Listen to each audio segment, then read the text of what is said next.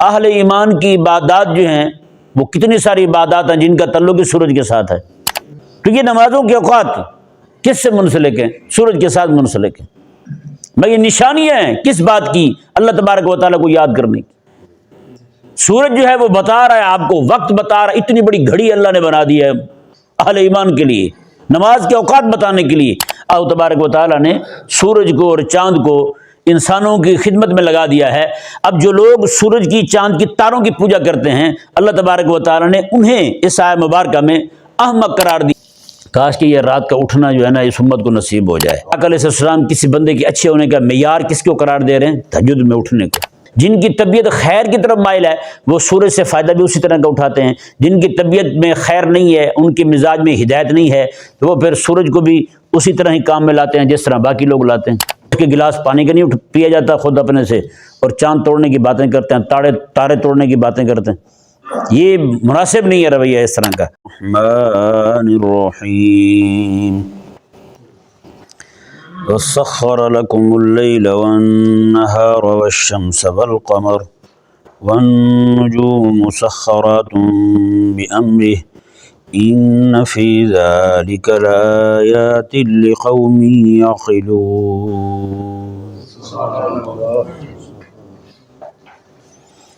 اللہ تبارک و تعالی نے ارشاد فرمایا، اور تمہارے لیے، تمہارے کام میں لگا دیا، تمہارے نفع کے لیے رات کو اور دن کو، سورج کو اور چاند کو، والنجوم مسخرات بامرہ، اور تارے بھی اللہ تبارک و تعالیٰ کے حکم کے ساتھ تمہارے کام میں لگے ہوئے ہیں۔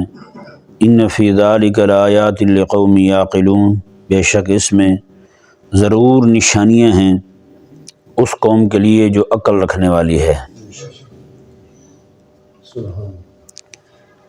اس آیت مبارکہ میں اللہ تبارک و تعالی نے رات دن اور سورج اور چاند اور تاروں کا انسانوں کی خدمت میں لگا ہونا بیان کیا کہ وہ رات اور دن اور سورج اور چاند اور ستارے جو ہیں وہ انسانوں کی خدمت میں کیسے لگے ہوئے ہیں۔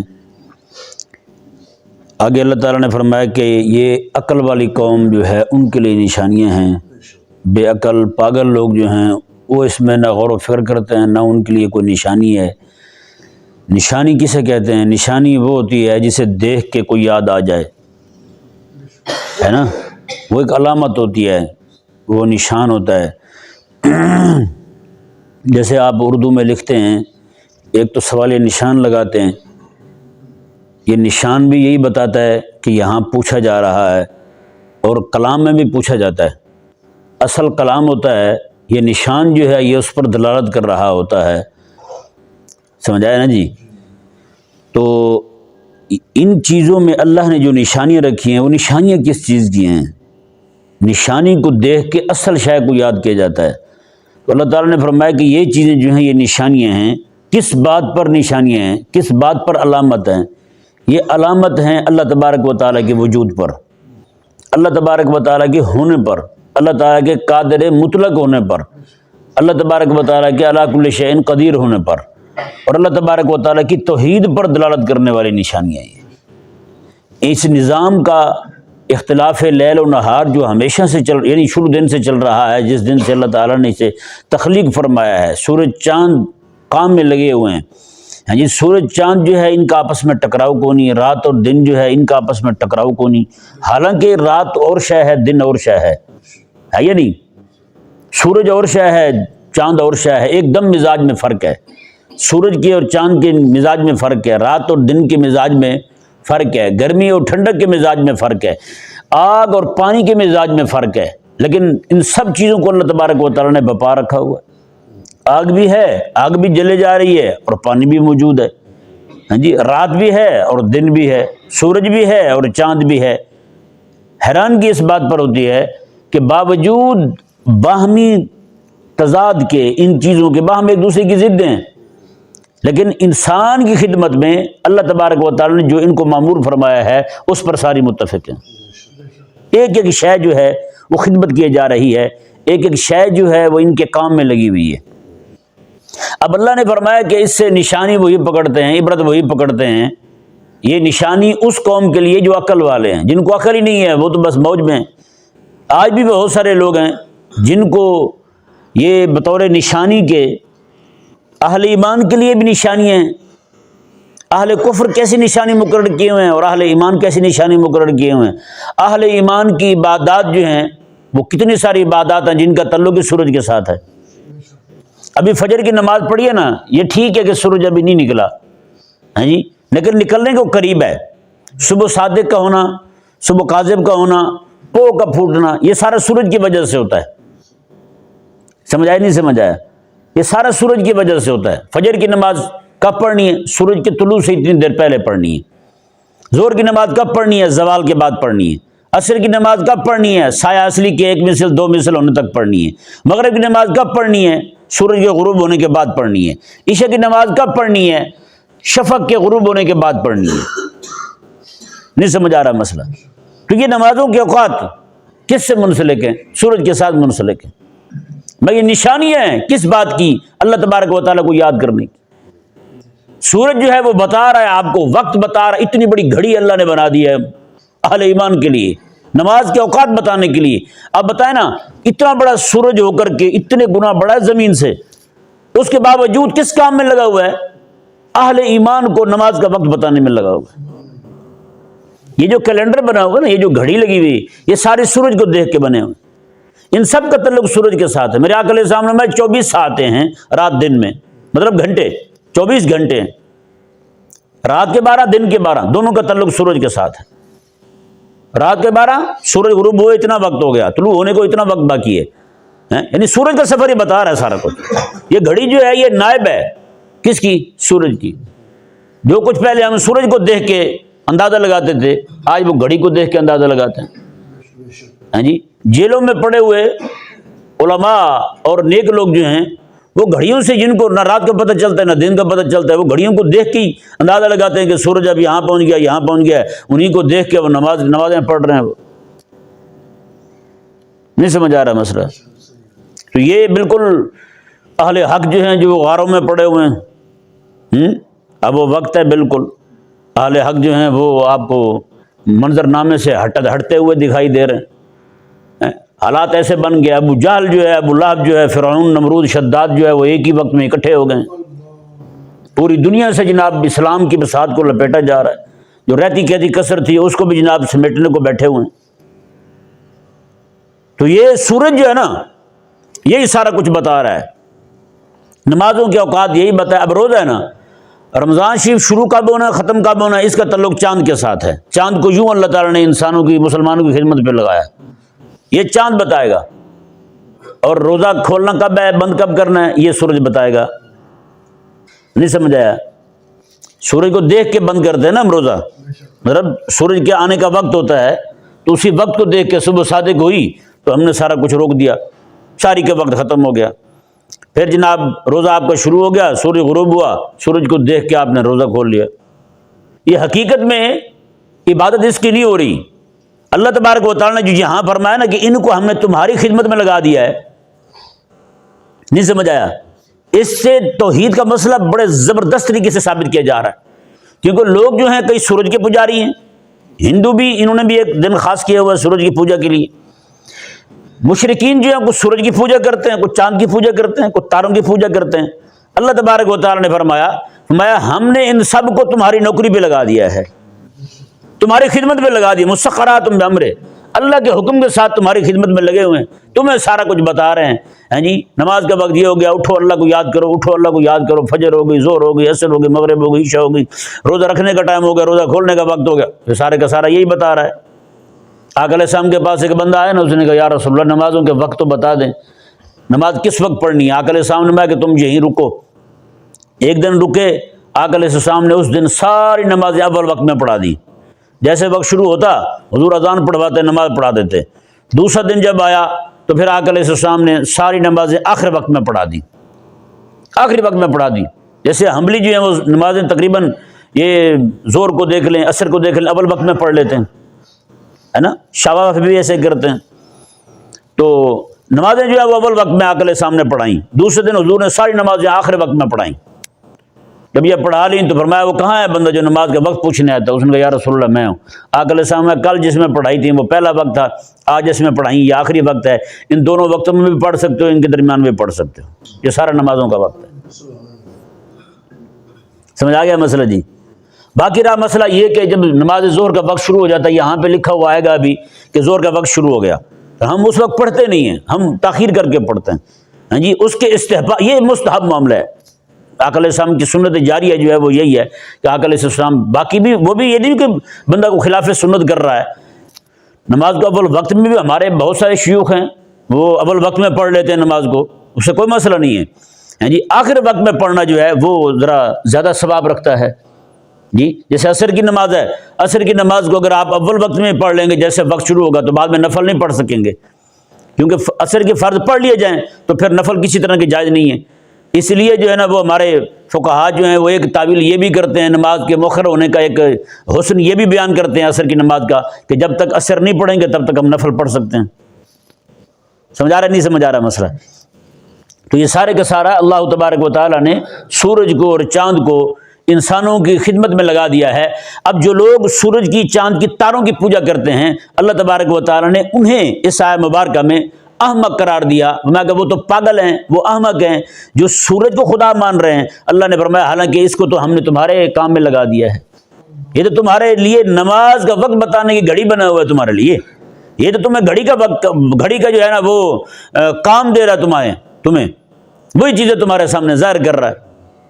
اب یہ جو مسئلہ ہے کہ اللہ تبارک و تعالیٰ نے جو واضح فرما دیا اس آیہ مبارکہ میں کہ فرمایا کہ یہ الہ ہو سکتے نہیں ہیں، یہ کو احمق ہی ہوں گے جو ان کو الہ مانیں گے۔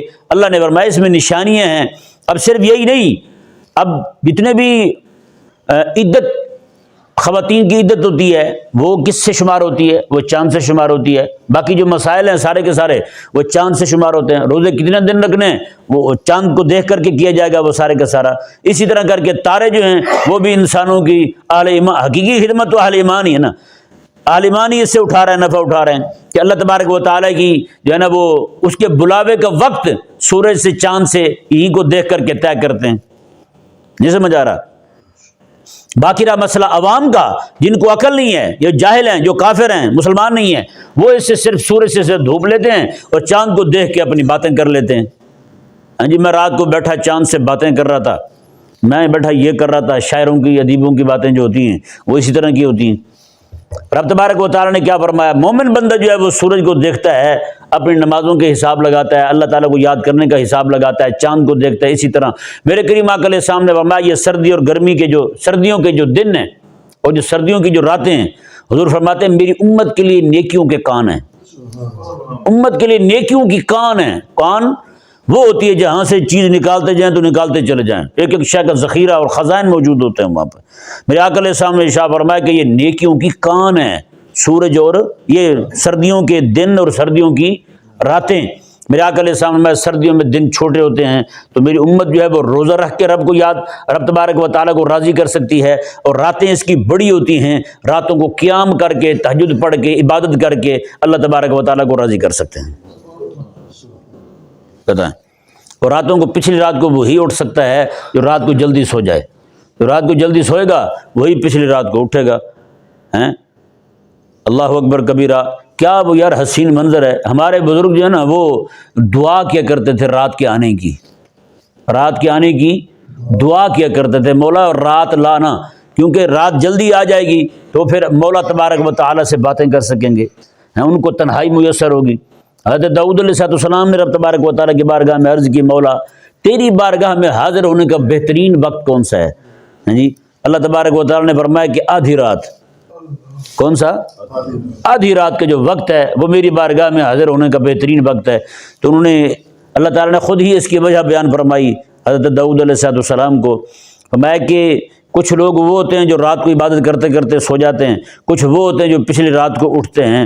فرمایا کہ رات کو جو جاگنے والے ہیں وہ جاگ کے سو جائیں، جو صبح اٹھنے والے ہیں وہ بھی اٹھے نہ ہوں، اس وقت تو بھی تنہائی میں ہو اور میں بھی اکیلا ہوں۔ ہاں، تو مانگنے میں اکیلا ہو، میں دینے میں اکیلا ہوں۔ اللہ تعالیٰ تو ہے ہی اکیلا نا دینے والا. فرمایا کہ مطلب یہ ہے کہ ایسے وقت یہ نہیں کہ نعوذ باللہ لوگوں کا زیادہ مانگنا جو ہے اللہ تبارک و تعالیٰ کے لیے کوئی ایسا مسئلہ پیدا کر دیتا ہے. ایسی بات بالکل نہیں ہے. یعنی ایک محبت کا اظہار ہے نا. محبوب یہ چاہتا ہے کہ میرا محبوب، میرا محب جو ہے وہ اکیلا ہی میرے ساتھ ہو، میرے ساتھ باتیں کرے.